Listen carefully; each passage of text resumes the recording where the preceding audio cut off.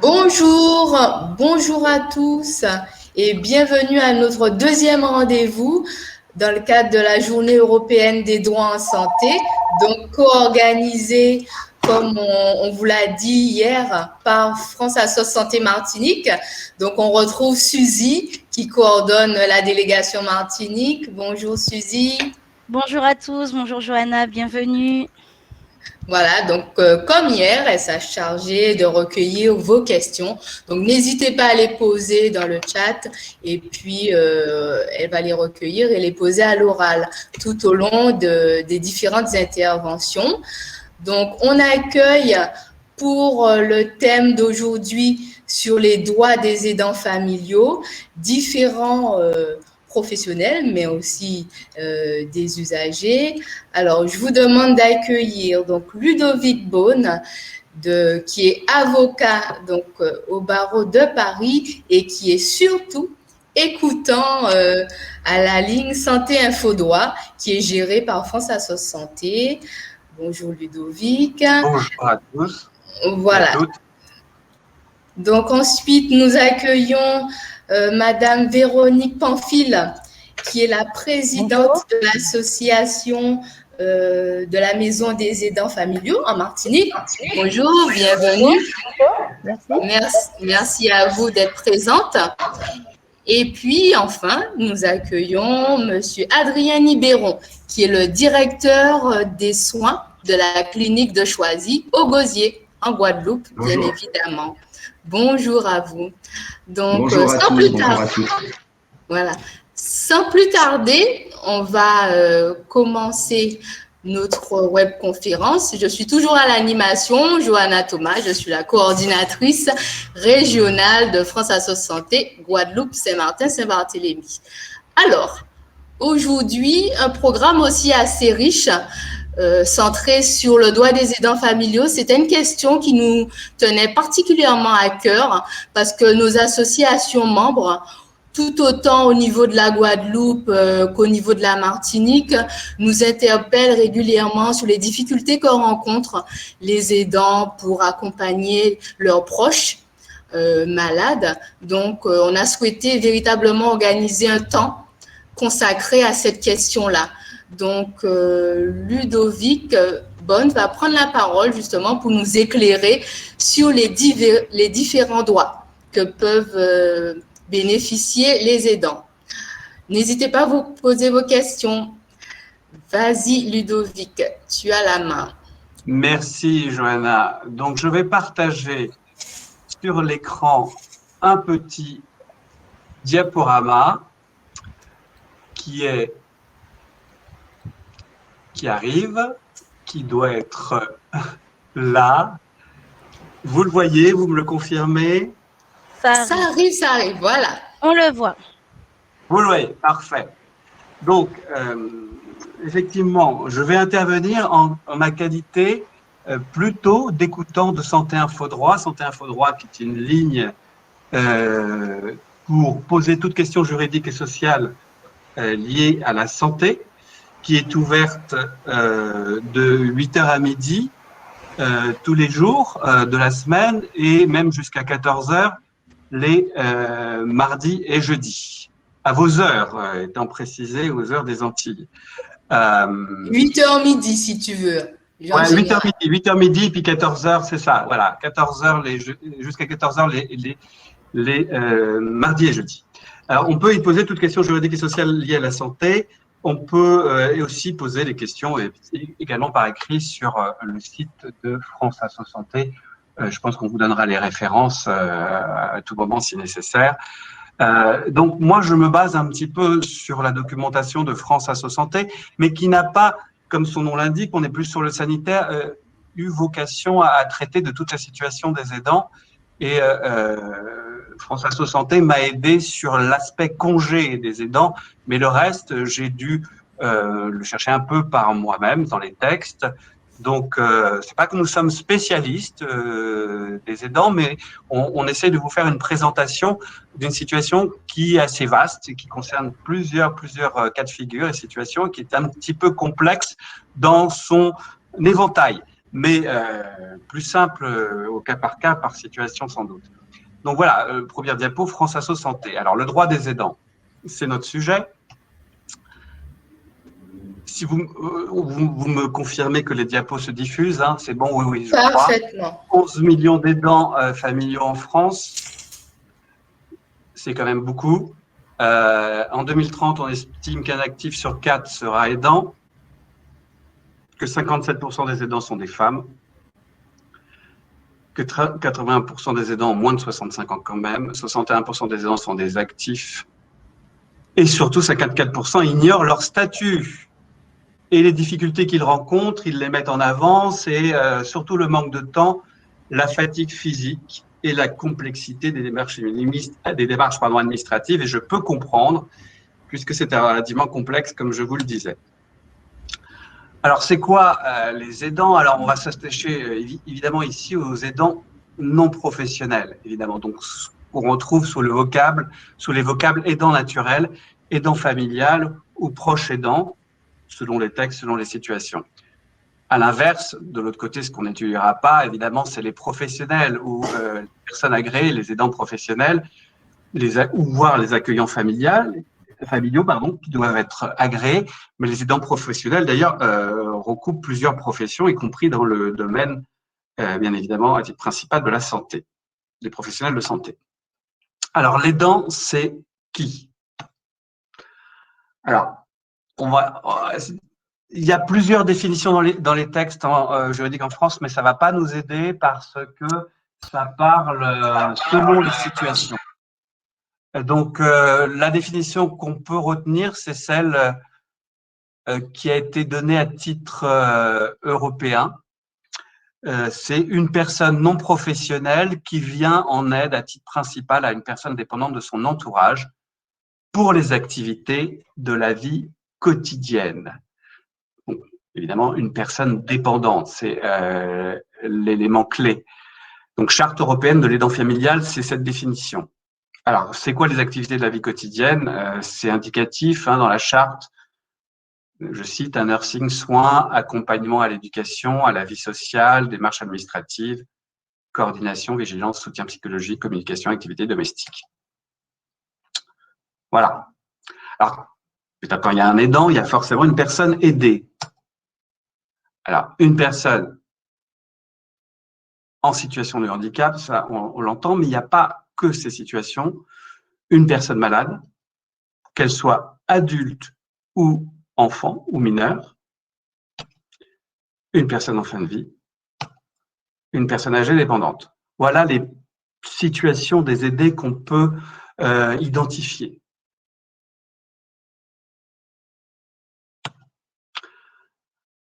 Alors, de quoi l'aidant a besoin pour aborder notre exposé selon les situations? Alors, moi, j'ai regroupé ça en 3 thématiques. D'abord, il a besoin de libérer du temps pour s'occuper de la personne aidée. Les congés, les absences, les autorisations d'absence sont à sa disposition dans les textes. Il a également besoin, il peut avoir besoin d'aide financière ou de rémunération, puisque ce temps est quand même important qu'il peut consacrer à la personne aidée. Il peut également avoir besoin, enfin, on va voir ça en dernière partie, de soutien et de reconnaissance. Voilà. Donc ça, c'était mon introduction avant d'aborder les congés. Est-ce qu'il y a des questions à ce stade ou je continue sur les congés? Alors, tu peux continuer, Ludovic, puisque pour le moment, il n'y a pas de questions dans le chat. D'accord. Alors, de quoi l'aidant a besoin? Donc, je poursuis.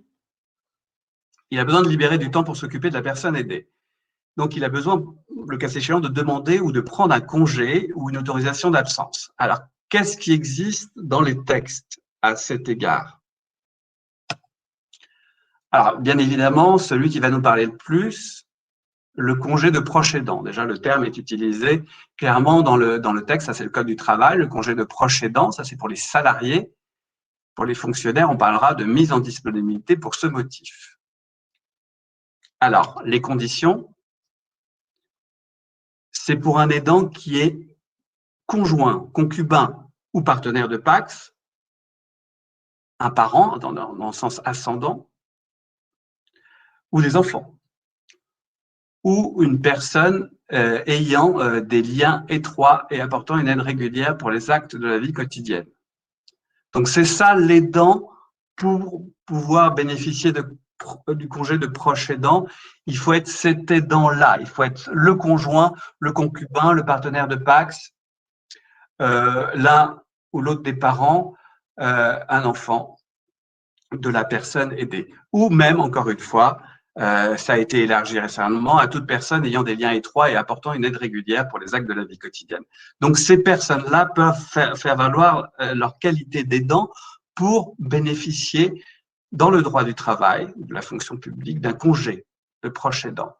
Alors, la personne aidée doit toutefois être dans une situation particulière. Elle doit avoir un handicap ou une perte d'autonomie d'une particulière gravité. Le handicap, pour faire simple, il doit être supérieur à 80% de déficit fonctionnel, 80% d'incapacité, si vous voulez. Et pour la personne en perte d'autonomie, donc la personne âgée qui sera dans un dispositif d'allocation personnalisée à l'autonomie, vous savez qu'il y a des classements GIR, GIR, et elle doit être dans les premiers classements, c'est-à-dire les classements en plus grande perte d'autonomie. La durée de ce congé pour les salariés est au maximum de 3 mois, mais il est renouvelable. Il est fractionnable, ça veut dire qu'il peut se prendre de manière plus étalée.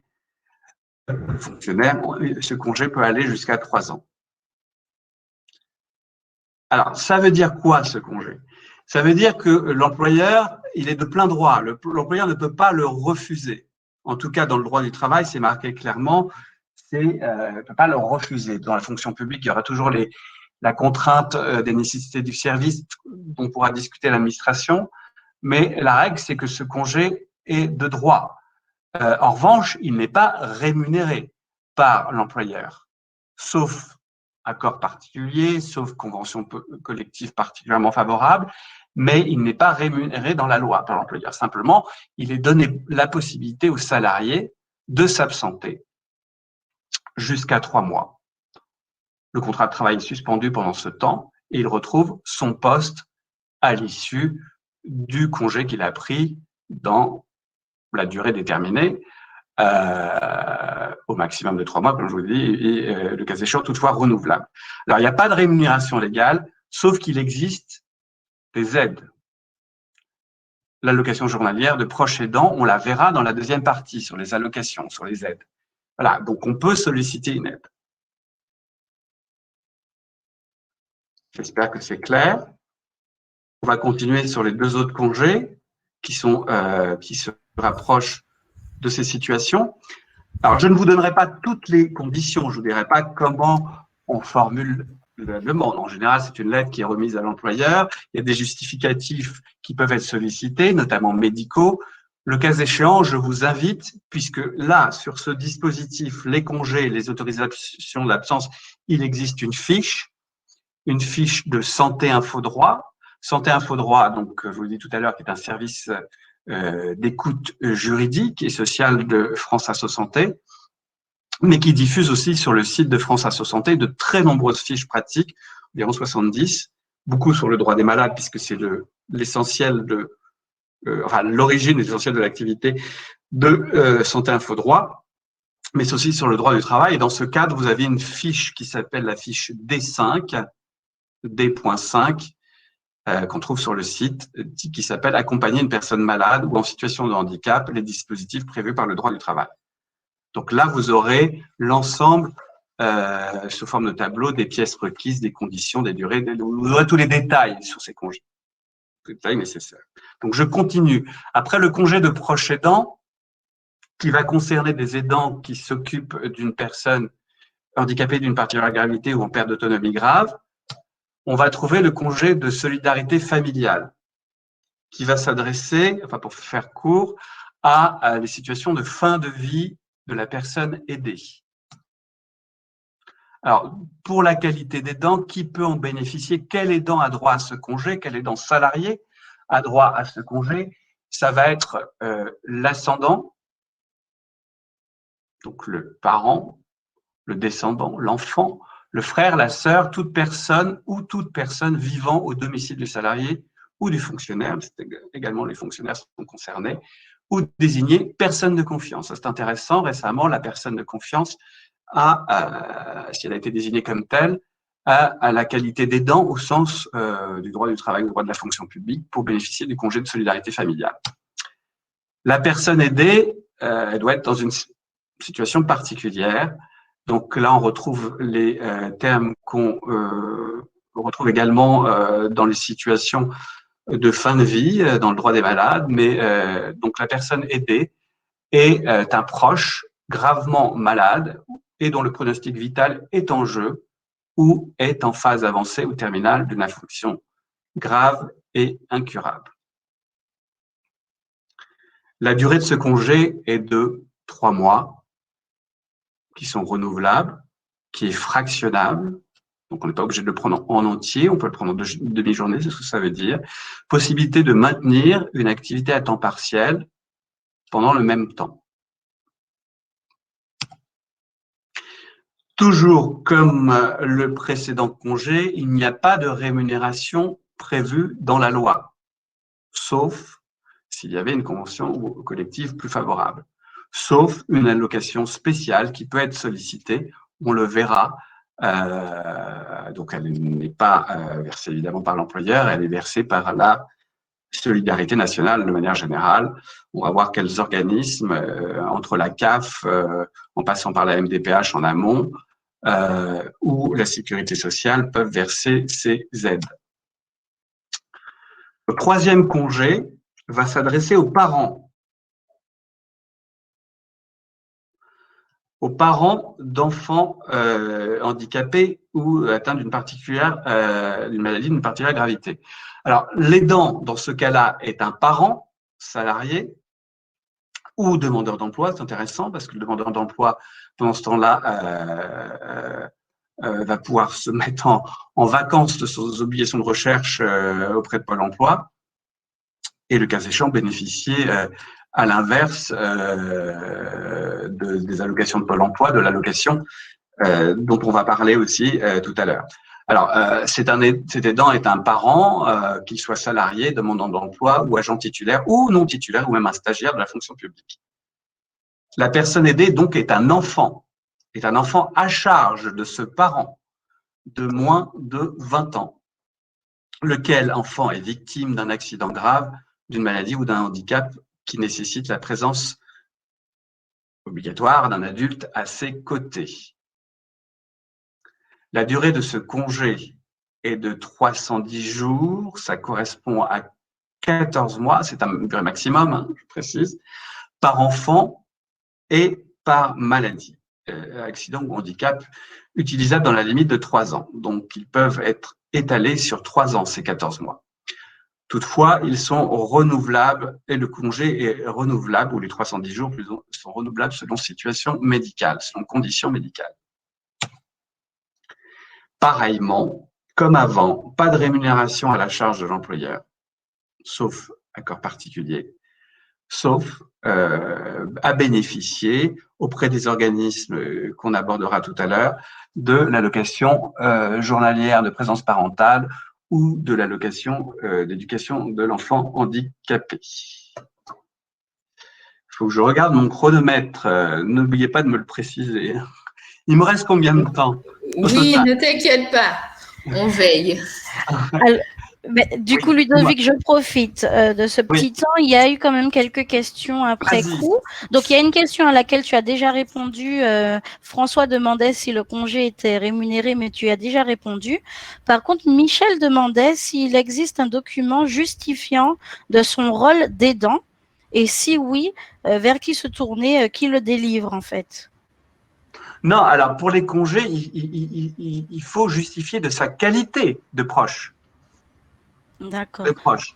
Ça dépend quel congé. Par exemple, si je prends, là, je vous renvoie sur la fiche. Hein, d'accord. Que Johanna a mise sur la fiche. Ils mettent sur la fiche pratique de Santé Info Droit, ils mettent par exemple ce congé de proche aidant, lettre recommandée avec avis de réception. Pièces à fournir à l'employeur, déclaration sur l'honneur du lien familial avec la personne aidée, déclaration du non-recours au congé de proche aidant précédemment aussi pour pas cumul. Enfin voilà, il y a des conditions à remplir, des documents. Donc c'est principalement dans ce cas une déclaration sur l'honneur qui va justifier de cette qualité. Donc il n'y a pas de statut à se faire reconnaître dans les 3 cas. On ne va pas chercher un organisme qui va vous reconnaître en amont un statut. C'est pour chaque situation de congé, il faudra fournir les papiers qui justifient de votre qualité de proche, puisqu'on a vu que les conditions, c'est un proche, parent, etc., enfant, ascendant, c'est cette qualité qu'il faut justifier. Et puis après, la qualité, le cas échéant, médicale ou de handicap de la personne aidée. C'est ces conditions. Donc, il n'y a pas de statut à requérir auprès de tel organisme en amont. Ça peut exister dans d'autres situations, mais ce n'est pas le cas là pour les congés. Est-ce qu'il y avait une autre question? Oui, alors il y a une dernière question avant que tu poursuives. François qui demande, est-ce que le tuteur peut être aidant? Mais par rapport à ce que tu as dit, je pense qu'on peut dire que oui, que toute personne peut être aidant en fait. Alors oui, s'il remplit les conditions, tout simplement, c'est pas sa qualité de tuteur qui lui donne la qualité d'aidant, c'est la qualité qui est exigée. Que ce soit, parent, il ne sera pas tuteur parce qu'en général, il sera représentant légal. Et si je reviens en arrière, ça peut être toute personne vivant au domicile du salarié s'il est tuteur par ailleurs. Donc, ou personne ayant des liens étroits apportant une aide régulière. Il faut remplir les conditions de la loi. C'est pas la qualité de tuteur qui se substitue. D'accord? D'accord, très bien. Merci. Tu peux poursuivre. Il n'y a plus d'autres questions pour le moment. D'accord, je te remercie. Alors, pour finir sur les droits à congé autorisation d'absence, pour mémoire, parce qu'elles sont dans la fiche pratique que je vous ai indiquée, on peut donner ces jours de repos à un parent d'enfant malade ou à un aidant proche pour un salarié de la même entreprise. Ça, c'est intéressant, un bénéfice qui est assez peu connu, qu'il y a quelques mois, je ne connaissais pas encore. Dans la vie, évidemment, il ne s'agit pas de donner tous ces congés payés et de pas jamais partir en vacances. Hein. Je crois qu'on peut donner ces congés payés, ou d'autres congés, hein, mais en tout cas, pour ces congés payés, on ne peut donner que ceux qui sont au-delà des 3 semaines. On peut aussi prolonger le congé parental d'éducation 1 an de plus en cas de maladie, d'accident ou de handicap de l'enfant. Donc, c'est des autorisations d'absence ou des congés, des prolongations d'absence, donc autorisées, pendant lequel le contrat de travail est suspendu, mais on n'a pas forcément cette rémunération. Alors, dans ce cas, on peut quand même, on va voir qu'on peut avoir les allocations correspondant aux parents pour les parents d'un enfant handicapé. Il y a, pour mémoire, mais vous savez peut-être tous, il y a une autorisation d'absence pour enfants malades. De manière, alors, elle est très variable parce que les conventions collectives peuvent ajouter ou améliorer la situation, mais à la base, légalement, elle est de 3 à 5 jours par an pour les salariés, de 6 à 12 jours par an pour les fonctionnaires. Mais pour les fonctionnaires, c'est même encore plus large puisque ça concerne même des enfants handicapés. Voilà, donc on a fini pour les congés, les autorisations d'absence. Donc si Suzy, tu me dis qu'il n'y a pas d'autres questions sur les congés, je passe aux aides financières et à la rémunération. Il va te rester donc 25 minutes. Oui. Merci. Je vais le voilà. Alors, juste du coup, si tu as le temps, il y a une question de Véronique qui demande si tu sais comment s'organise le don de jours de congé concrètement. Est-ce que tu sais ou est-ce qu'il y a une fiche qui peut nous envoyer vers… On n'aura pas le temps, mais je vous renvoie volontiers sur la fiche pratique D5 sur le site de France Asso Santé. On vous indiquera, je pense que Suzy ou Johanna seront toujours disponibles pour vous indiquer le chemin d'accès si vous n'arrivez pas à trouver la documentation sur le site de France Asso Santé. Mais on peut accéder à la liste des fiches, on peut les trouver par vignette, etc. Donc voilà, n'hésitez pas à regarder la fiche pour les modalités. D'accord. Voilà. On peut retrouver le lien d'ailleurs de la fiche directement sur le chat. Ah ouais, très bien, merci. Elle y est déjà. Vous le mettez en ligne. Oui. Donc c'est bon, tu peux poursuivre. Oui, merci. Alors, je continue. Les 24 minutes 08 qui me restent.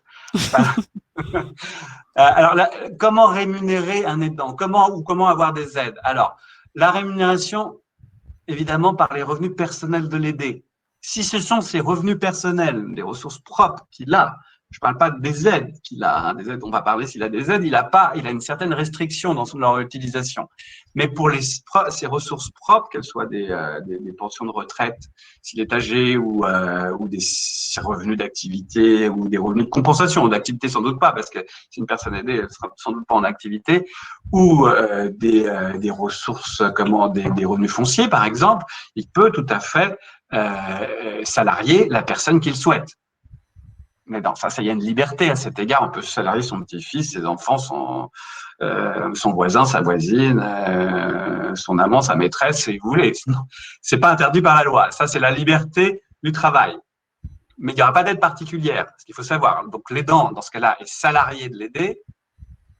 Quel que soit son lien avec l'aider, il peut être payé par le CESU. Vous savez que le CESU, c'est le chèque emploi service universel que vous pouvez utiliser pour tout employé à domicile, notamment, qui offre des crédits ou des réductions d'impôts et il y a même la possibilité d'avoir des exonérations de cotisations de sécurité sociale comme employeur, si par ailleurs la personne âgée est dépendante ou a plus de 70 ans. Alors, oui, pour info, effectivement, je l'ai noté, mais on ne le trouve pas dans les dispositifs, mais j'y ai pensé. Vous savez que la pension d'invalidité, il y a 3 catégories. Donc, la pension d'invalidité, je parle uniquement de celle des salariés, là, pour le coup. Et la 3e catégorie, c'est quand elle est attribuée par la Caisse de sécurité sociale, quand la personne a besoin d'une tierce personne pour l'assistance dans ses actes de la vie quotidienne. Évidemment, comme c'est un supplément de pension d'invalidité, selon l'état de dépendance de la personne, ce supplément peut être utilisé pour rémunérer un aidant salarié. Donc là, ça dépend de la CPRM ou de la CGSS, le cas échéant. Alors, là où ça devient un peu plus pointu, si je puis dire, alors, il existe une prestation de compensation du handicap. Ça, c'est pas notre sujet d'étudier les prestations aujourd'hui dont peuvent bénéficier les personnes aidées, mais les personnes handicapées peuvent bénéficier d'une prestation de compensation du handicap sur certaines conditions que vous trouvez sur Internet, que vous trouvez aussi une fiche Santé Info Droit sur la PCH, prestation de compensation du handicap. Alors, elle est attribuée sous condition, effectivement, de gravité du handicap à la personne aidée. Là, on va parler de la partie aide humaine de la prestation de compensation du handicap qui est évaluée en fonction du nombre d'heures de présence requis pour la personne aidée. Dans le cadre de l'évaluation qu'en fait la CDAPH, la Commission départementale de l'autonomie et des personnes handicapées, puisque cette prestation doit être sollicitée auprès de la maison départementale du handicap. Donc, dans ce cadre est évalué un besoin d'heures en aide humaine de la personne et ces heures peuvent être affectées, et ce financement peut être affecté à un aidant salarié qui ne peut pas, alors là c'est là compliqué que vous avez vu tout à l'heure dans les congés, ça peut être le conjoint, mais là l'aidant salarié ne peut pas être le conjoint, ne peut pas être le concubin, ne peut pas être le partenaire de PACS, ne peut pas être une personne liée par une obligation alimentaire de premier degré, donc un enfant, là en l'espèce, une obligation alimentaire de premier degré, ne peut pas être retraité, ne peut pas avoir d'autres activités salariées à plein temps, sauf dérogation en cas de grande dépendance, mais on va retenir à titre principal ces situations et il ne peut pas être rémunéré plus de 14,21 € de l'heure, voire un supplément en fonction d'un état de dépendance toutefois. Mais on va retenir cette idée. Alors pour les détails, parce que c'est un peu plus technique que ça, il y a des sous-modalités, je vous renvoie également à la fiche ou à tout lien, notamment vers le site servicepublic.fr qui est un site très fiable et détaillé sur un bon nombre de prestations et de droits. En revanche, si on ne peut pas salarier notre aidant parce que, par exemple, il est le conjoint, le concubin, le partenaire de PACS ou les personnes qu'on ne peut pas salarier, on peut choisir d'avoir un aidant familial non salarié mais indemnisé. Donc, c'est un dédommagement de l'aidant à hauteur de 3,99 € de l'heure ou un peu moins de 6 € si l'aidant réduit ou abandonne son activité professionnelle. Donc, dans ce cas-là, ce n'est pas un salaire. Donc, l'aidant n'est pas un salarié, il n'a pas le droit de travail pour lui, il n'a pas les congés payés, il n'a pas tout ça.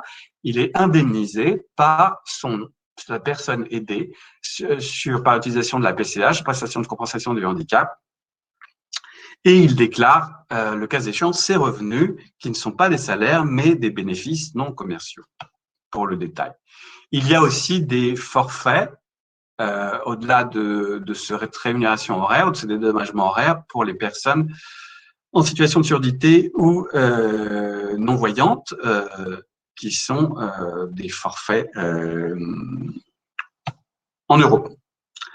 C'est la maison départementale du handicap qui traite de la situation, qui évalue les besoins, le budget nécessaire pour indemniser ou payer un aidant, et c'est le département qui verse. Alors, on attaque cette fois-ci la rémunération de l'aidant par toujours la personne aidée. Donc, c'est toujours la personne aidée qui rémunère. C'est pas une aide que perçoit l'aidant, hein, toujours dans ces situations. C'est par l'allocation personnalisée d'autonomie. Donc, ça, c'est pour les personnes âgées dépendantes. Donc, je ne vais pas vous parler de l'APA non plus, on n'aurait pas le temps. Et je regarde mon chronomètre, 17 minutes. Élaboration du plan d'aide de l'APA. Dans ce cadre-là, l'équipe qui évalue l'APA prévoit la rémunération d'une aide à domicile et évalue également les situations et les besoins du proche aidant. Ça ne peut être qu'un aidant salarié. Ça peut être toute personne sauf un membre du couple. Donc, on paye l'aidant par le CESU. Cette demande se fait comme l'APA auprès des services sociaux et l'organisme verseur, c'est le conseil départemental. Je continue pour finir sur les rémunérations, mais là, je vais vous parler des aides que perçoit l'aidant. Cette fois-ci, ce n'est pas la rémunération par l'aidé, hein, c'est les aides qu'il peut percevoir directement. Alors, l'allocation d'éducation de l'enfant handicapé. Pour un enfant handicapé, donc, il peut avoir des compléments en fonction du handicap, et avec ces compléments, on peut embaucher un salarié qui est un aidant, donc, ou avoir des compensations, puisque si on arrête son activité ou si on réduit son activité professionnelle. Donc, les montants sont différents en fonction de sa situation. L'AEEH, donc l'allocation d'éducation de l'enfant handicapé, de mémoire, je ne pense pas qu'il y ait une fiche pratique, mais vous avez le site service public. Je vous conseille le site servicepublic.fr qui est tout à fait complet à cet égard. Majoration spécifique pour parents isolés. Et toujours là, cette demande est traitée par la maison départementale du handicap. Je continue, toujours pour les parents. Là, c'est les parents qui travaillent et qui prennent le congé de présence parentale. Donc, ces parents-là peuvent solliciter l'allocation journalière de présence parentale pour un enfant à charge de moins de 20 ans, on l'a vu tout à l'heure, qui a besoin d'une présence soutenue et de soins contraignants suite à une maladie et handicap. L'aidant est le parent salarié ou un agent public en congé de présence parentale, c'est le congé qu'on a vu tout à l'heure. C'est ouvert également aux travailleurs non salariés, donc qui n'ont pas par définition de congé, eux, et aux demandeurs d'emploi. Elle peut être versée pendant 310 jours, la durée équivalente au congé d'ailleurs, et à prendre selon les besoins de présence auprès de l'enfant, elle est renouvelable une fois. Elle est versée par la CAF, la Caisse d'allocation familiale, ou par la MSA selon le cas. Régime agricole. Hein. Alors, il reste 2 allocations et après je laisse les questions. L'allocation journalière du proche aidant, elle va s'associer avec le congé de proche aidant, tout simplement. Donc, encore une fois, ce sont des aides que perçoit directement l'aidant. Hein, ce ne sont pas la rémunération par la personne aidée. Donc, on retrouve les conditions du congé de proche aidant, handicap ou perte d'autonomie grave, plus de 80%, JIR 1, 2, 3. L'aidant est salarié ou agent en congé de proche aidant ou comme avant, il est travailleur non salarié, il remplit les mêmes conditions. Demandeur d'emploi, et cette aide peut être cumulée pour un couple d'aidants. Donc, pas le couple aidant-aidé, mais un couple d'aidants qui aide une personne aidée. Donc, elle est cumulable dans la limite de 66 jours d'allocation journalière et pendant une fois maximum. Donc, elle peut être répartie entre l'aidant et scindée. Elle est versée par la CAF ou la MSA. L'allocation journalière d'accompagnement d'une personne en fin de vie, alors là, on est dans la logique des congés qu'on a vu tout à l'heure. Elle va être associée au congé de solidarité familiale, donc la fin de vie, voir les conditions qui sont énoncées, la définition qu'on a vue dans le congé de solidarité familiale, ou le congé d'une personne en fin de vie. Alors, l'aidant doit être salarié ou agent public, comme congé de solidarité familiale, travailleur non salarié, avec les mêmes conditions qu'avant. Alors, on ne peut pas s'en servir pour accompagner quelqu'un à l'hôpital, mais on peut se la partager entre plusieurs aidants, cette allocation. Elle est limitée à 21 jours ou 42 jours si on ne réduit qu'à temps partiel son activité. Elle est versée, cette fois-ci, par la caisse d'assurance maladie. Et je découvre à cette occasion l'existence du Centre national des demandes d'allocation, qui est un service Internet où on peut on peut centraliser ces demandes d'allocation. Alors, voilà, on a fini pour les aides et les rémunérations. Je vais passer à la troisième partie, et sauf à répondre à ce stade à vos questions dans les 12 minutes qui me restent. Oui, donc Ludovic, rapidement, je te dis, il y a eu une question et un commentaire. Donc, il y a eu un commentaire de Juliana qui dit, je pense que c'est quand tu parlais effectivement alors pourquoi je me retrouve, je veux pas dire de bêtises, excusez-moi, quand tu parlais de la rémunération par la prestation de compensation du handicap de l'aidé, elle disait, Juliana, qu'il lui semble qu'on ne déclare plus le dédommagement familial. Donc, je ne sais pas si tu as une réponse pour elle. Sinon, on pourra voir en profondeur avec elle par la suite. Moi, j'ai pas vu cette info. Le dédommagement familial est déclarable. Alors, il n'est pas déclarable comme des salaires, puisque ce ne sont pas des salaires. C'est un dédommagement. Mais moi, j'ai vu plusieurs sources quand même. J'ai pas vu de source contraire. Hein, j'ai plusieurs sources qui parlent effectivement le cas échéant de la faculté de le déclarer. Alors, peut y avoir des exonérations par ailleurs au regard de certaines situations, mais c'est quand même déclarable. C'est un dédommagement déclarable. D'accord. Au titre des BNC, il y a plusieurs sources qui disent que c'est déclarable au titre des BNC. Mais si on a un doute, si vous avez un doute, et on peut vérifier, on n'aura peut-être pas le temps dans cette instance, mais n'hésitez pas à poser votre question à Santé Info Droit s'il y a un doute, si vous avez vu une source contraire ou de sources contradictoires qui vous disent ça, mais on pourra vérifier. Mais à mon sens, ce que j'ai lu, c'est déclarable, et même précisément au titre des bénéfices non commerciaux de 3 sources le disent. Très bien, merci Ludovic. Du coup, Juliana, on vous invite à nous contacter France Asso Santé Martinique ou Guadeloupe ou bien Santé Info Droit. N'oubliez pas de revenir vers nous. Ensuite, François, il y a une question, donc ce sera la dernière pour cette partie pour que tu puisses continuer, de François qui dit que lorsque l'aidant devient un salarié, donc l'aidé devient l'employeur et il est donc soumis à des obligations, comment faire si l'employeur ne peut pas en fait se soumettre à ces obligations, comme par exemple dans le cas où l'aidé a la maladie d'Alzheimer. Qu'est-ce qu'il veut dire exactement? Quelles obligations l'employeur ne pourrait pas remplir dans cette hypothèse? Quand il y a des troubles cognitifs, donc je sais pas, donc on va inviter, voilà, quand il y a des troubles cognitifs de la part de l'aidé. Il faut que l'aidé soit aidé pour appliquer le droit du travail. C'est-à-dire que l'aidé est la condition pour être l'aidant salarié. Mais peut-être que l'aidé a besoin d'une représentation, d'un tuteur, d'une curatelle ou d'un organisme qui l'aide à faire ses déclarations. Comme personne, il peut ne pas aussi avoir envie ni pouvoir faire ses déclarations. Donc, non, sa qualité de personne diminuée, handicapée, etc., ne la dispense pas des obligations du droit du travail. Le cas échéant, si elle n'est pas en mesure de les remplir, elle devra les faire remplir par un représentant ou par une aide.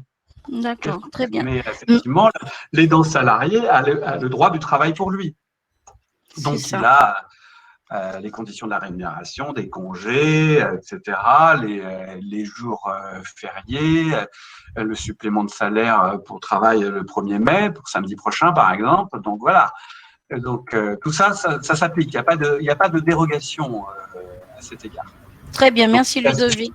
Est-ce qu'il y a d'autres questions? Non, c'est bon. Et j'invite François à venir vers nous s'il faut plus d'informations. D'accord. Alors, ce qui a été créé récemment, c'est justement parce que l'aidant a cette difficulté, c'est qu'il ne peut pas être au service, y compris l'aidant en dédommagement. Alors, l'aidant en dédommagement, en indemnité, il n'a pas le droit au droit du travail. Donc, il n'aura pas de droit par définition au congé payé. En même temps, il a le droit de s'absenter, puisqu'il n'est pas tenu par le droit du travail, on ne va pas lui reprocher une absence irrégulière. Donc, il y a une liberté à cet égard, mais il y a une contrainte morale. Donc, ou plus. Donc, il a été créé le droit au répit pour les proches aidants de personnes âgées en perte d'autonomie qui assurent une présence ou une aide indispensable à la vie à domicile et qui ne peuvent être remplacées. Et donc, le plan d'aide dans le cadre de l'APA, l'allocation personnalisée à l'autonomie, évalue les besoins de répit de l'aidant, comme il évalue les besoins de la personne aidée dans le cadre du plan d'évaluation. Et donc, dans ce cadre, on évalue les besoins de répit de l'aidant et cela dégage un budget, un financement pendant certaines périodes et avec un plafond maximum de 570 € à peu près, je vous le dis de mémoire. Je n'ai pas mis les montants nulle part parce qu'ils évoluent et parce que vous les trouvez dans les fiches et puis après, ils sont détaillés ils sont différents selon les situations. Mais permet de financer l'accueil de la personne aidée pendant les congés de l'aidant. Alors, les congés qui soient les congés statutaires ou simplement la volonté de se reposer. Et comme pendant cette période, la personne aidée en perte d'autonomie sera accueillie dans un accueil de jour ou de nuit, dans un hébergement temporaire, y compris dans un établissement ou dans un accueil familial ou un relais à domicile. Donc, ça finance l'accompagnement à domicile par une autre personne, par un service ou dans un autre établissement ou ailleurs de la personne aidée pour que l'aidant puisse souffler. Donc ça, c'est à voir dans le cadre du plan d'aide à l'allocation personnalisée à l'autonomie, donc pour les personnes âgées, dans le cadre de l'évaluation, et c'est des éléments à signaler et qui seront pris en compte. Vous aviez évoqué dans vos souhaits, Suzy et Johanna, le droit à la formation. Alors, j'ai pas trouvé, même si c'est rappelé à titre de principe, que la faculté pour l'aidant, y compris dans le Code de la santé publique, de pouvoir être formé, notamment quand il est aidant pour des gestes de soins, il est rappelé dans le Code de la santé publique qu'il doit pouvoir être formé idéalement à ces gestes. Mais après, j'ai pas de détails sur les modalités, j'ai pas vu grand-chose. Cela étant, j'ai trouvé que des formations certifiantes étaient dispensées pour les proches aidants par des professionnels du secteur médical, de la Croix-Rouge ou de la protection civile. Donc, pour des gestes de premier secours, accompagnement psychologique, apport de soins, à la toilette, des personnes en perte d'autonomie. Et vous trouvez pas mal d'informations à cet égard, comme je les ai trouvées, sur le site de l'Association française des aidants. Je ne connais pas par ailleurs, si des participants veulent commenter en bien ou d'autres façons cette association, n'hésitez pas. 4 minutes 30, allez. Le droit aux allocations de chômage, pour mémoire, bah oui, si je cotise et que je suis salarié, et si je remplis le nombre d'heures après la rupture de mon contrat de travail, je peux bénéficier, alors que je ne l'aurais pas eu par ailleurs, mais parce que je suis salarié, je peux avoir, dans les conditions légales de cotisation et de durée de cotisation, droit au chômage, aux allocations chômage. Le droit à la retraite, alors évidemment, si on cotise, mais sachez que même si on ne cotise pas, et qu'on est aidant salarié ou pas salarié, aidant indemnisé ou pas indemnisé, ou aidant ni l'un ni l'autre, aidant naturel, si je puis dire, mais même si on utilise plutôt le terme en santé publique, mais en tout cas aidant en dehors des situations qu'on a vues tout à l'heure, on peut obtenir des trimestres pour le droit à la retraite. Des cotisations d'assurance vieillesse sont calculées sur la base du SMIC et versées à l'assurance retraite par des organismes qui paient des prestations familiales. Ça permet d'acquérir des trimestres d'assurance retraite au régime général. Pour les aidants en congé de proche aidant, ça c'est possible, ou aidants sans activité professionnelle, c'est ce que je vous disais, désignés comme proche aidant par la CDAPH. Alors là, ça répond à la question qu'il y avait eu tout à l'heure que Suzy avait relevé. Là, pour le coup, c'est là où j'ai relevé qu'il fallait un statut préalable de proche aidant reconnu par la CDAPH qui, grâce à ce statut, vous aidera alors que vous n'avez pas d'activité professionnelle par ailleurs, à bénéficier de cette retraite, enfin de l'accumulation des droits à cette retraite. L'assurance vieillesse des parents au foyer, alors évidemment, à l'origine, elle parle des parents au foyer, mais elle n'est pas limitée aux parents, mais elle concerne également les aidants. Donc, il faut que l'aidé handicapé ait plus de 80% et nécessite l'assistance ou la présence d'une tierce personne, plus de 80% de handicap dans ces conditions. Donc voilà, on peut se constituer un droit à la retraite en dehors de cotisations payées par soi-même. Voilà, donc on a fait le tour. Je vais être dans les temps, 2 minutes 18. Je fais un petit tableau à la fin pour essayer de se rappeler, on pourra vous le communiquer. Ressources de l'aidé pour rémunérer l'aidant, donc ressources propres, on fait, c'est un aidant salarié. La majoration de tierce personne sera plutôt un aidant salarié. La PCH, ça sera aidant salarié si c'est possible, s'il remplit les conditions, sinon ça sera un aidant familial dédommagé avec des plafonds. Et avec l'APA, ça sera un aidant salarié, mais avec restriction également dans ce cas-là. Et si on revient sur les situations, les congés, si je suis un parent, que j'ai une réduction d'activité, je peux bénéficier de l'allocation d'éducation de l'enfant handicapé et surtout des compléments si j'ai réduit ou arrêté mon activité.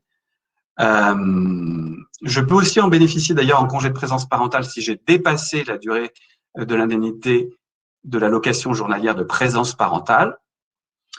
Si je suis en congé de proche aidant, je peux bénéficier de l'allocation journalière de proche aidant. Donc ça, ce sont les aides que je reçois directement comme aidant.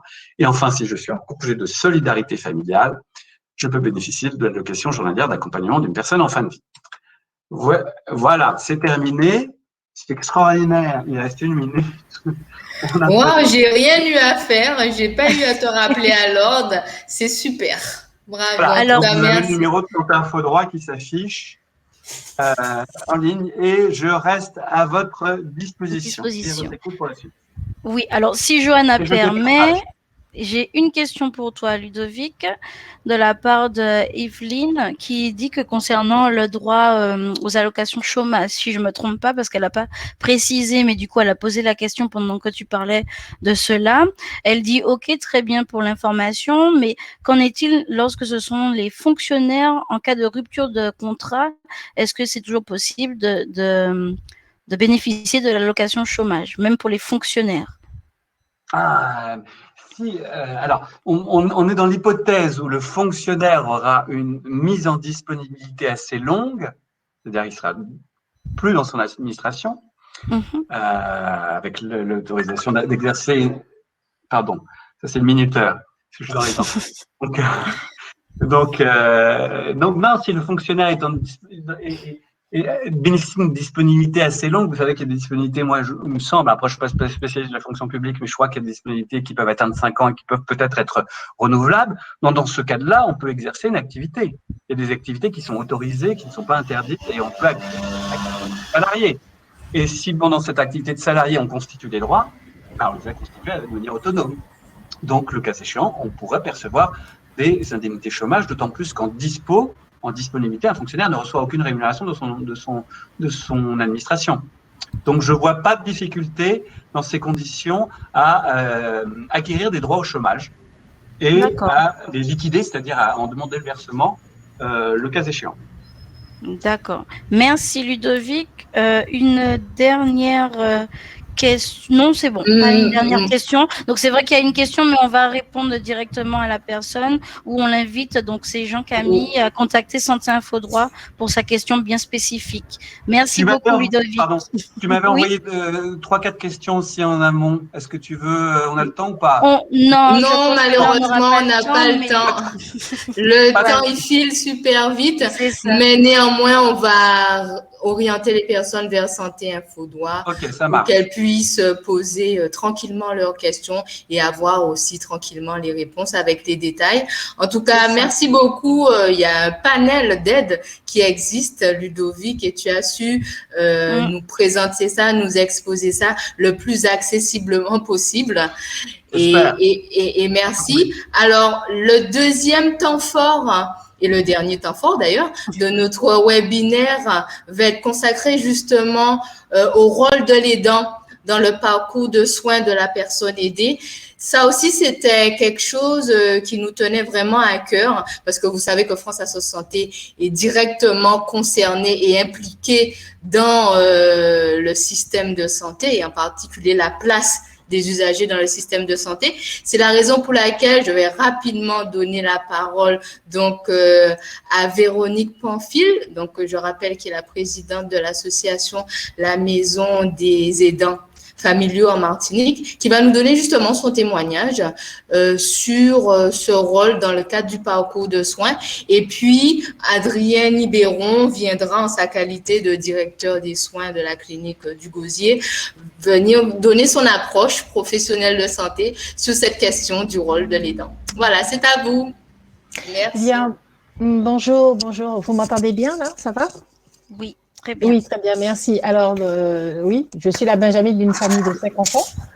Pour me présenter rapidement, j'ai 55 ans, je suis mariée, mère d'une fille de 24 ans et j'exerce en fait ma profession de directrice des finances et administration en investissement, donc socialement responsable, donc dans le développement durable, en télétravail. J'ai beaucoup de chance et je voulais déjà remercier Ludovic parce que son intervention d'une grande richesse me fait prendre conscience aussi de la nécessité de mettre en place des ateliers, je crois, sur chaque slide qu'il a pu nous dérouler parce que par rapport aux autres personnes que nous rencontrons au sein de l'association, même si depuis quelque temps avec la situation sanitaire, on ne peut pas faire de présentiel, mais en tout cas, je crois qu'il y a une matière en fait d'une grande richesse pour pouvoir exposer et présenter aux personnes, en tout cas aux bénéficiaires, aux aidants familiaux, ce dont ils peuvent avoir besoin. Répondre à leurs attentes. Alors, pour revenir un petit peu à mon témoignage, donc je m'occupe de ma mère qui aura bientôt dans un mois 100 ans et je partage en fait sa demeure. J'ai fait ce choix-là parce que depuis plusieurs années, elle a des difficultés de santé, le diabète, évidemment avec toutes les conséquences du diabète sur la vue et autres.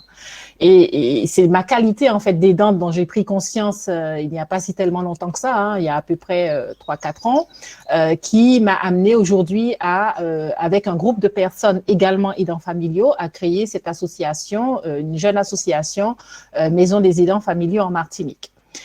Alors, vous dire aussi que cette situation en fait de proche aidant, comment est-ce que j'ai pris conscience de ça? C'est parce que évidemment, bon, j'ai compris que l'aidant proche, c'était soit un parent, soit un ami qui, sans être rémunéré pour ce faire, s'occupait de la personne dépendante, notamment qui avait des problèmes soit de santé ou qui était dans une situation de handicap physique ou mental.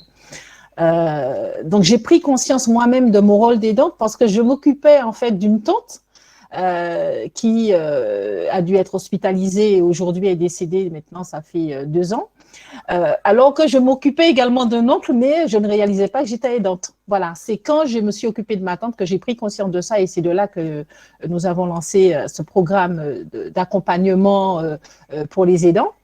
Et puis aujourd'hui, je m'occupe de ma mère. Donc, je le fais tout naturellement, enfin, parce que bon, ben, je suis son enfant et puis je me dis, bon, elle s'est occupée de moi, donc je m'occupe d'elle. Et puis, je suis surtout la Benjamine et mes frères et sœurs ont plus de 70 ans, voyez. Donc, je n'ai pas non plus trop le choix, sauf peut-être à avoir une auxiliaire de vie pour pouvoir s'occuper d'elle, mais elle n'en veut pas. Donc, je suis bien obligée de le faire. Alors, c'est quoi mon quotidien? C'est son organisation de manière permanente, hein, du réveil au coucher, avec des temps forts, donc préparation des repas, le soir, le petit massage avant qu'elle aille se coucher. Et puis moi-même, je dois ménager en fait cette organisation avec mon activité. Donc, dès le matin très tôt, m'assurer que tout est OK à son niveau pour son repas, toutes ses préparations. Et puis, mes réunions commencent à partir de 9 h le matin jusqu'à, disons, midi, le temps pour moi d'assurer le déjeuner et puis recommencer l'après-midi. Et j'ai vraiment beaucoup de chance parce que j'ai réussi quand même à avoir une certaine organisation autour de mon travail. Mais quand j'ai des besoins, par exemple, de sortir pour des réunions ou de voyager, donc à ce moment, je peux faire appel quand même à ma sœur, même si, bon, ma sœur, je ne veux pas trop la solliciter parce qu'elle-même, elle a été auxiliaire de vie. Et vu son âge, je me dis que c'est extrêmement difficile pour elle de devoir assumer encore, enfin, de s'occuper de sa mère. Elle le fait, bien évidemment, mais c'est difficile, c'est très, très difficile. Alors, s'agissant du parcours santé, pour moi, c'est la relation, en fait, la mise en relation de la personne dépendante, donc dans mon cas de ma mère, avec les soignants. Hein, soit en présence ou sans ma présence, par exemple. Et c'est par exemple la conduire ou recevoir le médecin s'il vient en fait solliciter, parce que maintenant, il ne peut plus aller chez son médecin parce qu'elle a été amputée. Elle ne peut pas gravir les escaliers pour arriver jusqu'à lui, il n'a pas d'ascenseur, donc il aurait fallu toute une organisation. Donc, je sollicite son médecin pour qu'il vienne à la maison, c'est très difficile. C'est solliciter l'infirmier quand je constate qu'il y a des situations un peu difficiles, sa situation commence à se dégrader. C'est solliciter le kinésithérapeute également, l'ergothérapeute, enfin podologue et autres. Et puis, au sein de l'association, il y a également des aidants, je constate, qui vont faire appel à des psychologues parce que quelquefois, l'aider en a besoin. Voilà. Donc, c'est surtout l'organisation, en fait, du bien-être et du bien-vivre de l'aider, que l'aidant devra organiser dans ce parcours santé.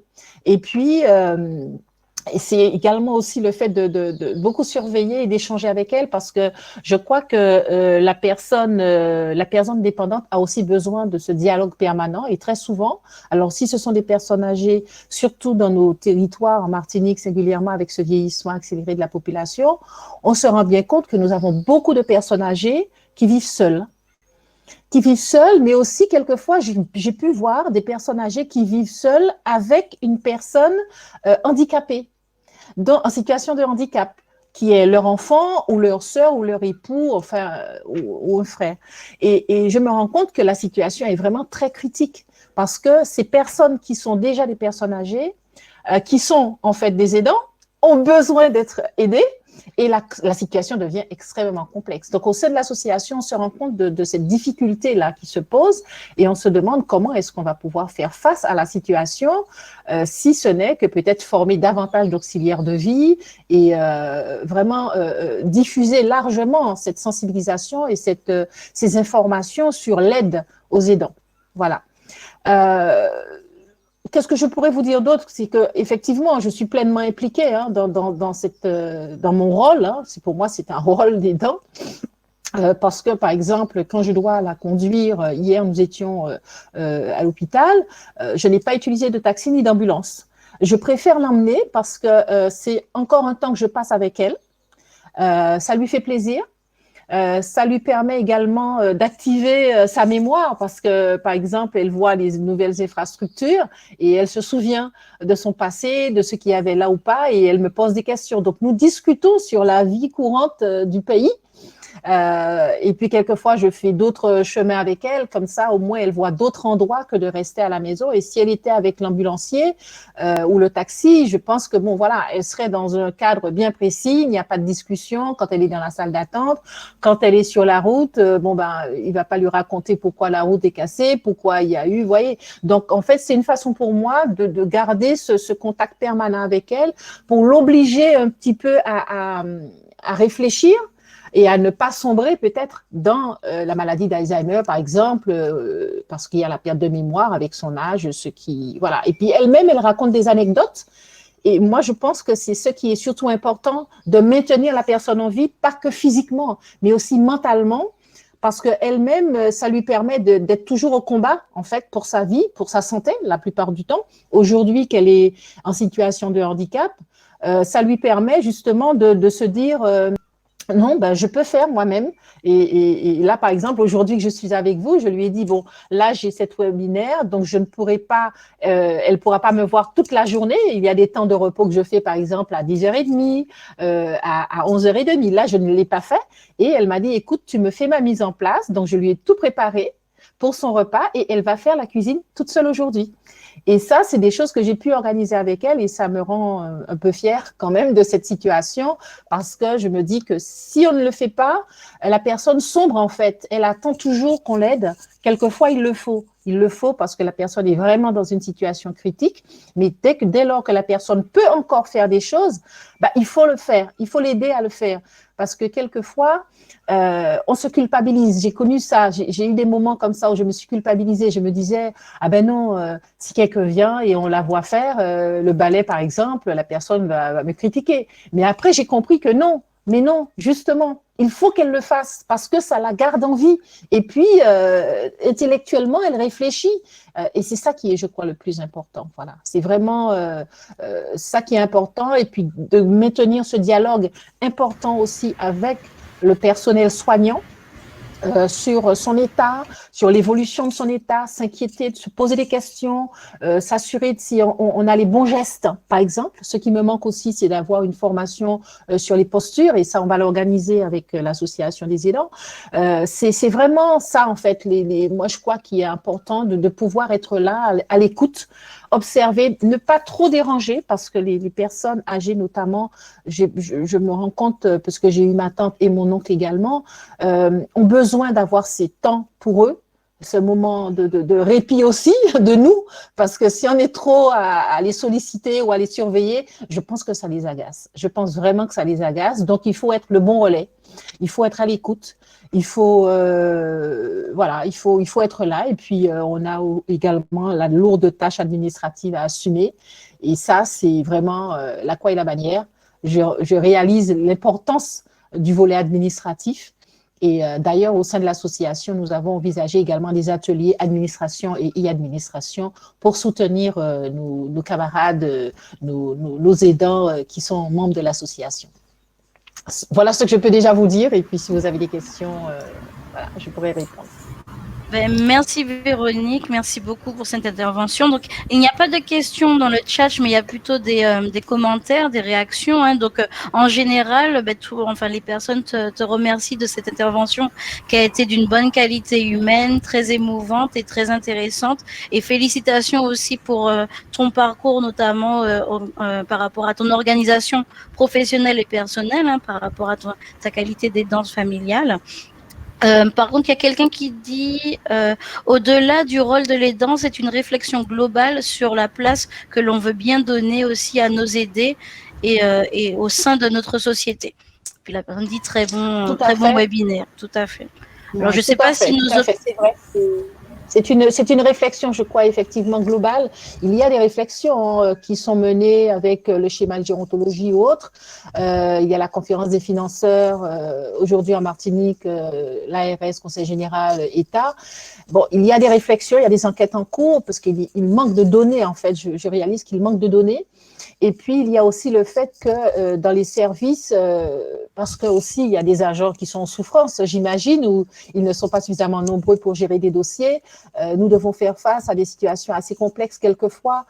Par exemple, moi-même, j'ai vécu cette situation où les 2 dossiers que j'ai déposés pour ma mère de mandat d'APA et de télésurveillance, téléassistance du moins, ont été égarés. Donc, j'ai dû redéposer les dossiers.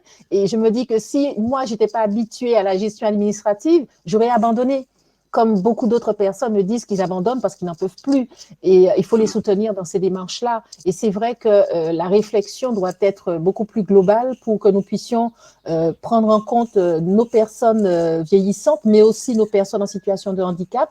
Et puis les parents de toutes ces personnes, ces enfants par exemple, qui sont en grande souffrance parce que il y a quelque chose d'important, c'est l'émotion, en fait, toute l'émotion qu'on dégage. Parce que par exemple, j'ai vécu des situations où le matin, au début de la maladie de ma mère, en fait, de sa situation de handicap, où je me réveillais très tôt le matin avec une peur au ventre, mais terrible, parce que je pensais soit qu'elle était morte, soit qu'elle souffrait que je n'avais pas entendu. Enfin, je m'imaginais des choses qui n'avaient pas existé, hein, mais parce que un enfant, forcément, peut-être n'est pas prêt à vivre la souffrance de son parent. Je pense qu'il y a de ça aussi.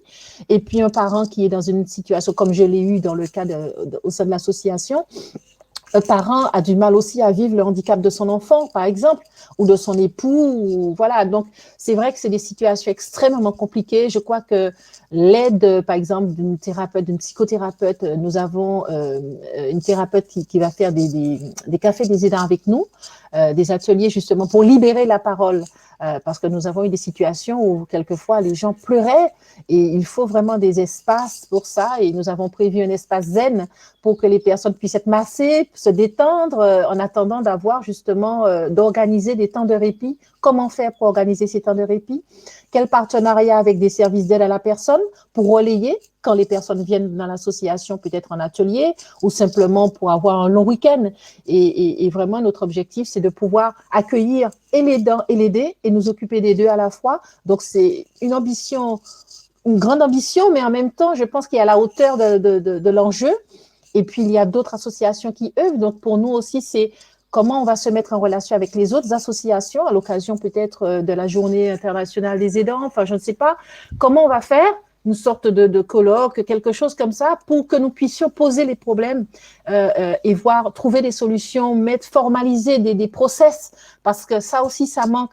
J'ai du mal un petit peu à me dire que quand je pose la question à un agent, je lui dis, mais dans combien de temps j'aurai une réponse pour la demande, pour le dossier, ou alors tel autre aidant de notre association a déposé un dossier depuis plusieurs mois, n'a pas de réponse, et qui me dit, je ne sais pas.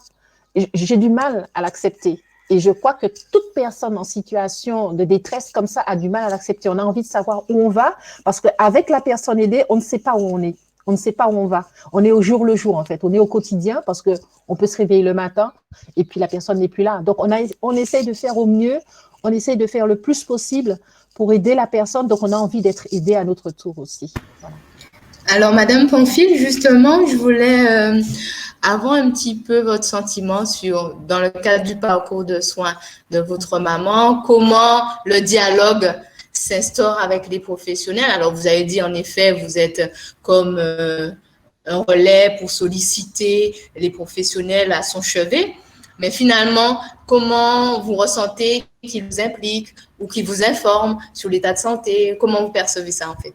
Alors, en fait, pour tout dire, c'est surtout moi qui sollicite. C'est surtout moi parce que la plupart du temps, quand, par exemple, l'infirmier, je l'ai interpellé, bon, c'était un petit peu difficile. C'est comme si, en fait, vous mettiez en doute son geste. Il ne le prenait pas forcément bien, mais je me dis que ce n'est pas forcément contre moi. C'est parce que peut-être dans sa journée, parce que c'est un libéral, il en a eu beaucoup. Il a rencontré déjà beaucoup de patients, il est fatigué. Donc, il faut pouvoir aussi se mettre un peu à sa place d'une certaine manière. Et le tout, c'est d'être bienveillant. C'est garder en permanence cet esprit de bienveillance pour éviter des frictions. Et quand, par exemple, à un moment donné, il y a eu des changements d'infirmiers parce qu'il y en a un qui part en congé, il y a le relais et autres, et qu'il y a eu un balbutiement sur le soin qui nous a amené à être chaque semaine à l'hôpital pour faire des soins complémentaires parce que, et puis la situation évolue, hein, le corps, il est ce qu'il est, il faut savoir se remettre aussi à la réalité quelquefois et ne pas imaginer que l'autre est contre vous. Et donc, c'était surtout pouvoir poser des bonnes questions et insister. Parce que quand, par exemple, vous n'avez pas la réponse, comme moi, je n'ai pas eu la réponse, j'étais frustrée et j'ai dû interpeller le médecin que lui m'a rassurée. Il m'a dit, non, c'est un très bon infirmier.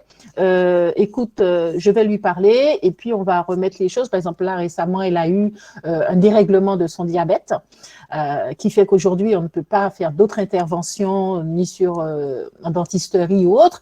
Et là, j'étais très embêtée et il a fallu gérer justement pour réguler son diabète. Et là, il a fallu vraiment que je discute avec le médecin pour me rassurer parce que je me disais, mais non, mais il ne m'écoute pas. J'ai l'impression que je lui envoie des messages, il ne me répond pas. Ben oui, mais s'il reçoit 30 messages dans la journée ou 100 messages dans la journée, il ne va pas me répondre, moi. Et c'est vrai que ça faisait 2-3 jours que j'attendais et je m'inquiétais parce que ma mère était à 5 de glycémie, la vue chutait et je paniquais, je ne savais plus quoi faire.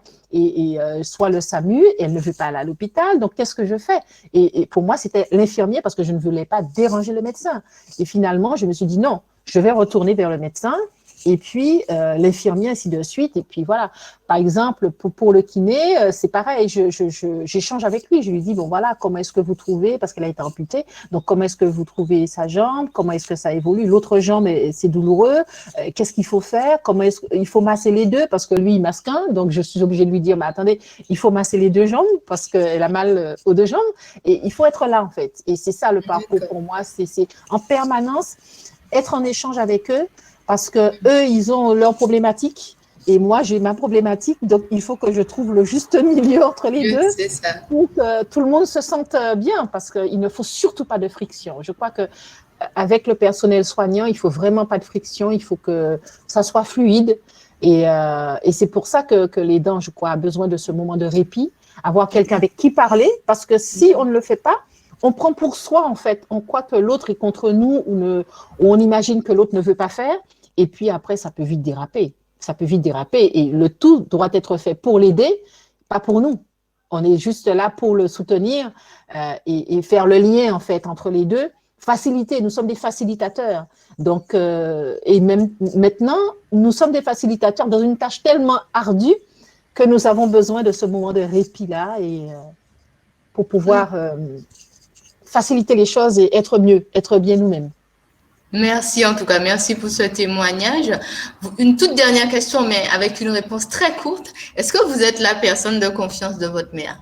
Je suis la personne de confiance, tout à fait. D'accord. Ok, très bien. Bon, ce sera un autre sujet qu'on va développer une autre fois, mais hier, c'est vrai qu'on a dit quelques mots dessus. Ben, sans transition, on va avoir l'approche de Monsieur Adrien Ibéron sur cette question. Merci beaucoup. Bonjour à tous. Merci Mme Pamphile pour ce beau témoignage qui montre à quel point nous, personnel soignant, nous devons être humbles au cours de nos interventions et surtout dans le cadre d'hospitalisation, ça démontre clairement que les hospitalisations ne sont qu'une infime partie de ce parcours de soins et de vie des personnes que nous accueillons et que on doit être à l'écoute de ce long parcours parfois que nous, on ne perçoit pas au cours des hospitalisations. Juste pour me présenter rapidement, je m'appelle Adrien Ibéron, du coup, je suis le directeur des soins à la clinique de Choisy. Mon travail, au-delà de manager les équipes d'encadrement et les équipes sociales, les équipes diététiques, les équipes logistiques, c'est de coordonner la mise en œuvre et d'évaluer les projets de soins dans les différents services de manière à ce que tous les services aient une cohérence entre eux pour le parcours de soins, et aussi veiller à la continuité des soins et à la cohérence des soins apportés aux patients. J'interviens à la clinique de Choisy, donc qui est au Gosier, en Guadeloupe, et du coup j'interviens au niveau des services d'hospitalisation à domicile, la CHAD, qui intervient sur le sud Grande-Terre, et aussi au niveau des îles du Nord, l'ensemble du territoire français de Saint-Martin et de Saint-Barth. J'interviens aussi auprès de services de dialyse, auprès de services de soins de suite et de réadaptation qui ont des orientations traumatologiques, neurologiques, métaboliques, mais aussi neurotraumatologiques, par exemple après des accidents de la route ou des patients qui sont passés en réanimation, aussi bien en hospitalisation de jour qu'en hospitalisation complète. Et aussi, j'interviens auprès d'un service de médecine polyvalente qui s'occupe beaucoup d'endocrino, d'hypertension et de neurologie. Si de mon côté, vous m'aviez posé la question de ce qu'est l'aidant familial, de manière spontanée, et je pense que la définition pratico-pratique correspond quand même aux définitions apportées par Maître Bonne, c'est que lorsqu'on va nous parler d'un aidant familial, on va penser donc à une personne de la famille qui vient en aide à une personne dépendante ou handicapée et qui en général fait partie de l'entourage proche familial. Mais ce qui est intéressant dans notre pratique et qu'on a retrouvé dans les différents discours d'aujourd'hui, les différents témoignages, c'est qu'en cours d'hospitalisation, on va parfois être surpris et rencontrer des aidants familiaux qui vont avoir des liens parfois inattendus ou flous avec la personne prise en charge. Et ça, pourquoi? Et je pense que ça a été évoqué très clairement, c'est que souvent, les aidants familiaux en cours d'hospitalisation, sur les hospitalisations qui sont surtout inaugurales de cette dépendance ou ce handicap, c'est que l'aidant familial ne sait pas encore qu'il est l'aidant familial ou qu'il va le devenir. Et souvent, nous, en cours d'hospitalisation, eh bien, ça va être ça le gros travail qu'on va avoir à mettre en place avec cette personne, puisque l'aidant familial, pour nous, en gros, doit être un acteur à part entière dans la prise en charge. D'autant plus si cette prise en charge, elle est complexe. Plus la prise en charge va être complexe, plus on va ressentir le besoin, nous, au niveau des prises en charge, d'avoir identifié un aidant familial. Et surtout, on va se rendre compte que l'implication de l'aidant familial et surtout de ses capacités, parfois physiques, mentales, voire financières, va être primordiale dans le devenir de ce parcours de soins et des choses qu'on va pouvoir envisager ensemble. Ce qui veut dire que nous, rapidement, il va falloir qu'on identifie quel sera cet aidant familial, parfois alors qu'il ne le sait pas, et surtout d'établir une relation de confiance et une bonne communication avec cet aidant familial, afin d'éviter, comme l'expliquait Mme Pamphile, des défauts de communication ou des tensions. À titre d'exemple, en HAD, en hospitalisation à domicile, nos équipes, les équipes soignantes, elles sont au chevet des personnes soignées 4 heures maximum par jour. Et le relais va être pris le reste du temps par la personne ou par la famille ou la personne qui vit sous le même toit. De fait, sans le savoir, en fait, ils deviennent des aidants familiaux que nous, de notre côté, on va devoir former ou informer.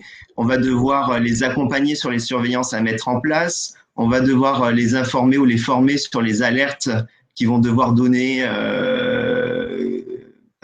sur les alertes à avoir, en fait, à quel moment nous appeler, à quel moment on doit s'inquiéter.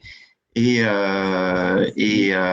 notre rôle, c'est de les identifier, mais surtout de les accompagner, de les former. Même parfois, on va devoir les former sur des soins beaucoup plus techniques, par exemple dans le cadre des préparations des périodes cycloniques ou lorsqu'il y a des événements majeurs, comme par exemple des grèves parfois où les routes sont bloquées, où nos équipes ne peuvent pas aller au chevet des patients. Et on doit s'assurer d'accompagner les familles, par exemple, pour savoir comment réagir quand la pompe sonne ou certains soins ne peuvent pas être réalisés en fait pour des événements majeurs. Il y a aussi au sein de nos établissements je pense qu'il faut qu'on soit vigilant en fait sur le décalage qu'il peut y avoir entre notre perception de la situation et la perception que le patient a lui-même de la situation et la perception que l'aidant a lui aussi la situation. En fait, ça fait 3 visions qui parfois viennent se confronter avec des personnes qui sont pas au niveau, qui n'ont pas le même niveau de maturité ou la même perception de là où on se trouve dans le processus. Ça fait un peu appel au processus de crise. Par exemple, si on a un patient qui est admis suite à un accident de la route qui a été très invalidant, lui, de son côté, peut avoir cheminé vers l'acceptation, mais on peut être confronté à un aidant qui, lui, va être complètement dans le déni. Et c'est souvent là qu'il va y avoir des problèmes de communication, des problèmes d'incompréhension. Et là, notre rôle de soignant, ça va être de faire attention à d'abord aider l'aidant dans ce cheminement, l'aider à évoluer dans ce processus, aller au-delà du déni et atteindre le même niveau de perception et avoir le même rythme et la même cadence que la personne soignée. Et nous aussi, il va falloir qu'on s'adapte à ce rythme-là parce que des fois, on veut aller trop vite. Des fois, on ne comprend pas que ça puisse être difficile alors qu'on perçoit les choses comme simples. Et c'est là où encore, je pense qu'il faut qu'en tant que soignant, on soit humble et qu'on se rappelle toujours que nous, notre intervention dans ce parcours de soins est très ponctuelle et très court par rapport à tout le chemin que l'aidant et la personne soignée, eux, vont parcourir ensemble.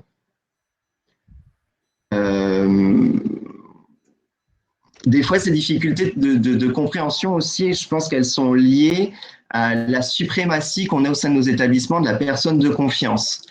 Au niveau des autorités, des tutelles, depuis des années, on fait un gros focus sur la personne de confiance, la personne de confiance. La plupart des soignants aujourd'hui savent ce qu'est la personne de confiance. mais il arrive parfois que l'aidant familial ne soit pas la personne de confiance. Et c'est là où on va parfois aussi, nous, être un peu déstabilisés parce qu'on va avoir du mal à réguler notre discours, à donner les informations nécessaires en se disant « mais c'est pas la personne de confiance, jusqu'où je peux aller donner des informations ?» Oui, mais sauf que effectivement, c'est pas la personne de confiance, mais ça va être l'aidant familial. C'est des situations plus rares, mais qui arrivent. Mais je pense qu'il faut qu'on soit attentif à cette distinction, mais à parfois ces rôles similaires qu'il peut y avoir entre la personne de confiance, le proche ou l'aidant familial, ou même encore l'aidant naturel. Et enfin, lorsque je dois parler de difficultés qu'on peut rencontrer, c'est aussi des fois le temps. Le temps, on est souvent dans le soin, soumis à cette sensation de manque de temps nécessaire où on est très focalisé sur la personne soignée et on va peut-être manquer de s'accorder du temps pour l'aidant familial, alors que c'est un temps qui, je pense, est primordial, et d'autant plus primordial que le parcours est complexe, parce que je le répète, vraiment, plus le parcours de soins est complexe, plus nous, établissements de santé, on aura besoin de cet aidant familial.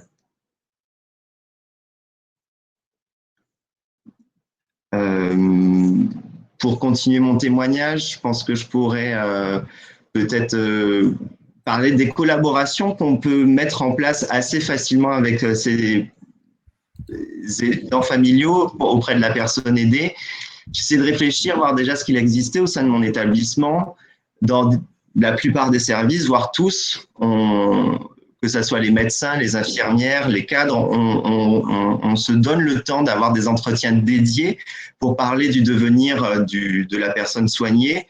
On va se donner surtout le temps, nous, de l'organisation, de parler de l'organisation du retour au domicile, qui est souvent une période très angoissante, à la fois pour la personne soignée, mais aussi pour l'aidant familial, parce que ça va marquer souvent un avant et un après, et que nous, on va passer le relais, en fait, souvent à ce moment-là aux aidants familiaux. La place de l'aidant familial aussi, elle est dans la prévention. Je pense par exemple aux patients dialysés, où on fait beaucoup de prévention sur la maladie rénale et l'évolution de la maladie rénale, et où aujourd'hui, à la clinique de Choisy, on invite carrément les aidants familiaux à participer à ces sessions de formation et d'éducation thérapeutique. Parce que, en fait, la préparation du repas, souvent, la personne dialysée, des fois, on s'est rendu compte que souvent, c'était pas lui qui faisait les repas. Donc, en fait, donner plein de conseils hygiéno-diététiques, alors qu'au final, c'est pas lui qui prépare le repas, on a trouvé intéressant d'intégrer les aidants familiaux dans ces conseils.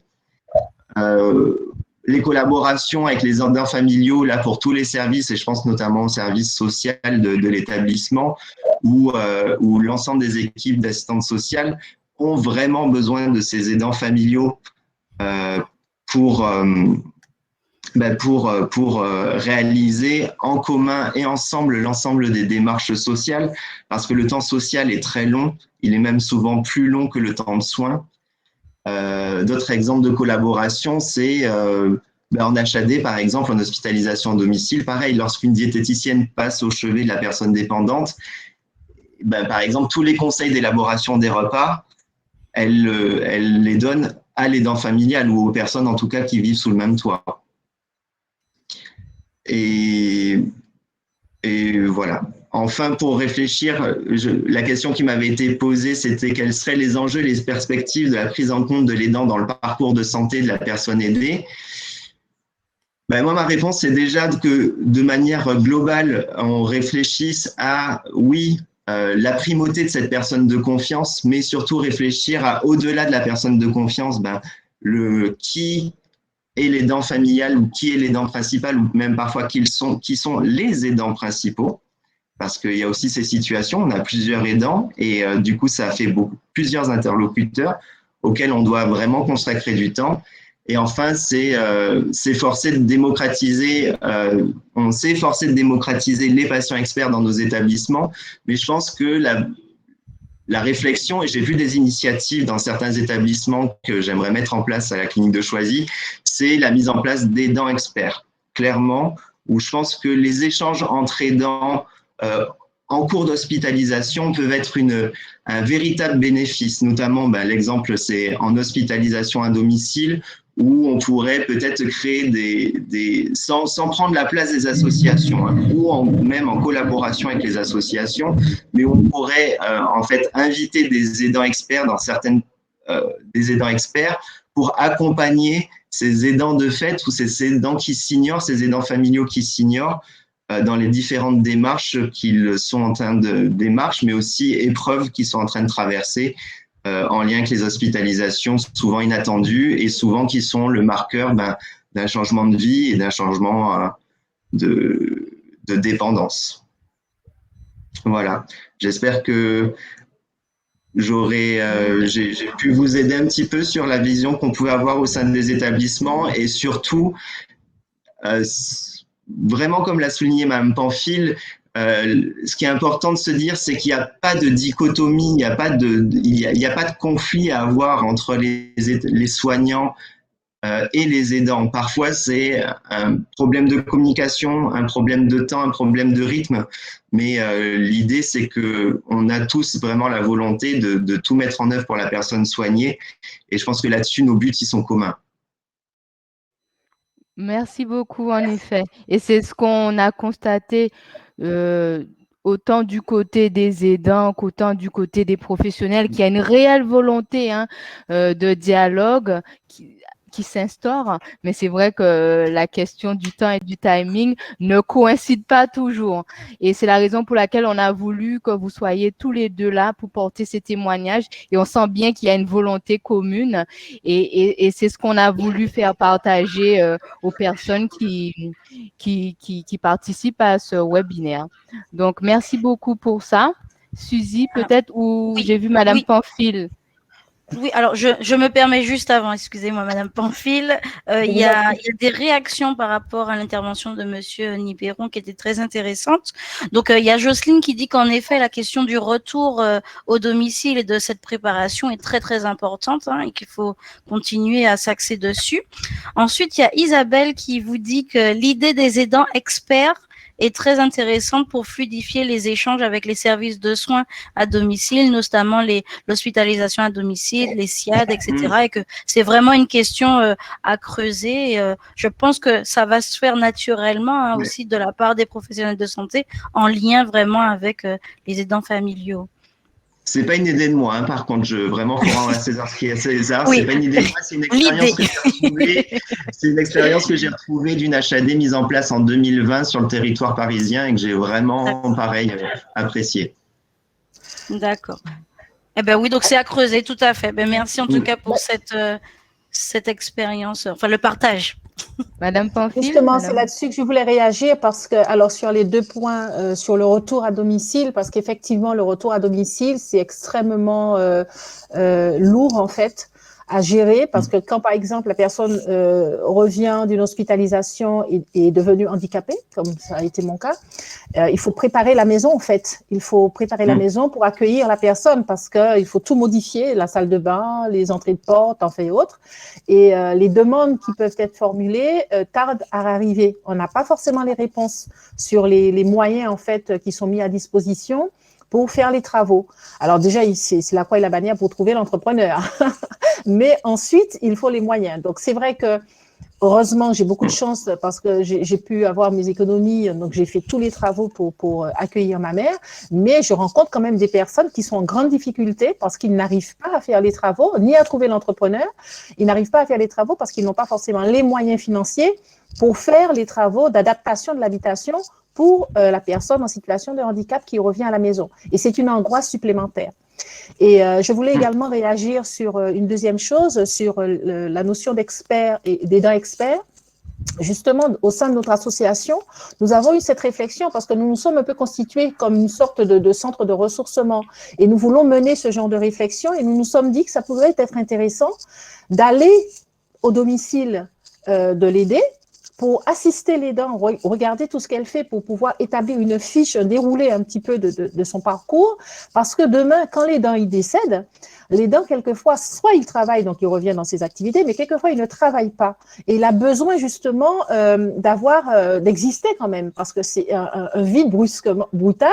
Nous nous sommes rendus compte de ça. Donc, cette personne qui a été une aidante pendant plusieurs années, quelquefois, avec cette expérience, cette expertise qui pourra être formalisée, pourra devenir un expert, justement, reconnu en tant que tel, et peut-être l'aider à formaliser ce parcours, notamment par le biais d'une VAE ou quelque chose dans le genre, pour qu'il puisse avoir un titre. Parce que quelquefois, nous avons cette situation également dans notre île, où les personnes n'ont pas de formation ou de diplôme, tout simplement.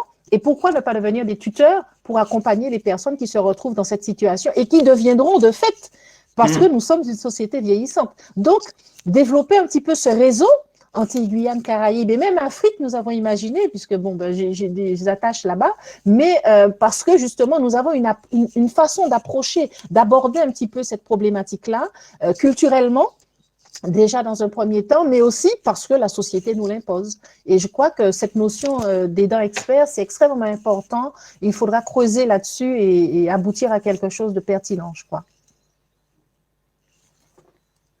Merci en tout cas, merci beaucoup pour tous ces partages-là.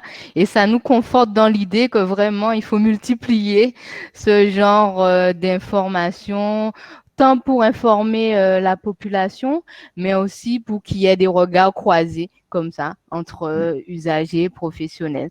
Merci beaucoup. Merci à vous. Tous les intervenants. Merci aussi aux participants. On arrive au bout de ce rendez-vous, consacré aux droits des aidants et à l'implication des aidants dans le parcours de soins. Donc, peut-être que Suzy aura des choses à rajouter. Moi, en tout cas, je voulais vous donner rendez-vous demain parce que ça continue et ça se termine en même temps.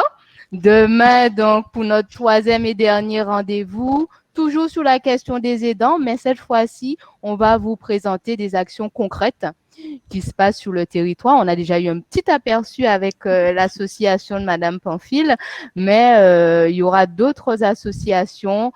Une en Guadeloupe, donc l'association Aidons nos aînés et nos aidants, qui propose des actions de répit pour la Guadeloupe, pour les Guadeloupéens aidants. Et puis, pour la Martinique, on a l'association des aidants familiaux de la Martinique aussi qui viendra nous exprimer toutes les actions qu'elle fait en faveur des aidants. Voilà. Suzy, j'ai oublié quelque chose? Non, Johanna, tu n'as rien oublié du tout. Juste pour ajouter, si je peux me permettre, que nous étions aujourd'hui 86 participants. Donc, merci vraiment beaucoup à vous d'avoir répondu à notre appel. Merci à nos intervenants pour les interventions de qualité et qui ont vraiment suscité un intérêt au niveau du chat. Juste en termes de sondage, en fait, il y a eu des sondages. Donc, à 100%, les aidants les personnes qui ont participé estiment être beaucoup mieux formées sur les droits des aidants familiaux. Donc, c'est très bien.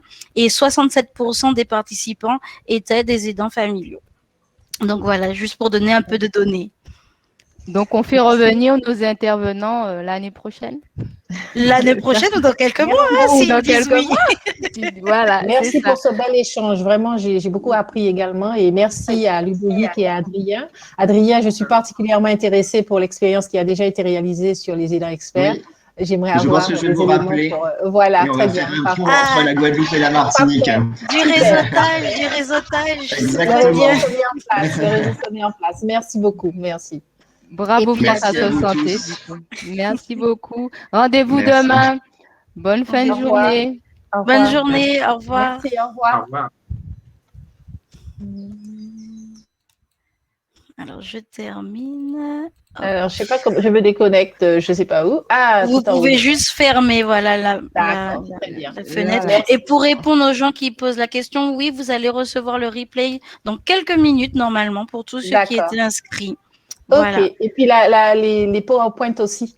Les PowerPoint, on les mettra par contre sur nos sites internet. On va communiquer là-dessus. Voilà. Parfait. Merci beaucoup. Merci. Au revoir à vous. Plaisir. Et à demain pour tous ceux qui sont inscrits. Merci. Au revoir. Merci à tous. Au revoir.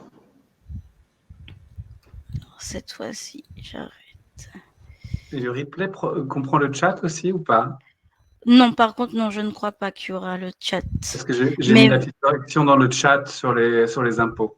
Oui, mais moi, du coup, je vais mettre sur le site internet, je vais mettre les informations complémentaires qu'on a eues dans le chat, effectivement. D'accord. Ok, merci Ludovic. Ouais. C'est ça. Pas de problème. Ok. Merci Ludovic. À bientôt, merci beaucoup, c'était super. À bientôt, bientôt, super. Bravo. Merci, bye Bon bye. courage, bonne continuation. À bientôt. Merci. On va te recontacter, je pense, pour d'autres interventions parce que on a vraiment besoin. Allez, au revoir. À bientôt. Merci, au revoir. Du coup, j'arrive pas à... Bon, ben, on est tous les deux. Bon, ça s'est bien passé. Non, super. Non, mais je pense qu'il y a toujours des gens connectés. Ah oui, non, mais qui ça va en demandent plus. Oui, ça va faire. Alors, attends, c'est juste que j'arrive pas là. Ça veut pas fermer. Donc, attends. Si je fais terminer... Hop. Ils ont 10 minutes. Plutôt.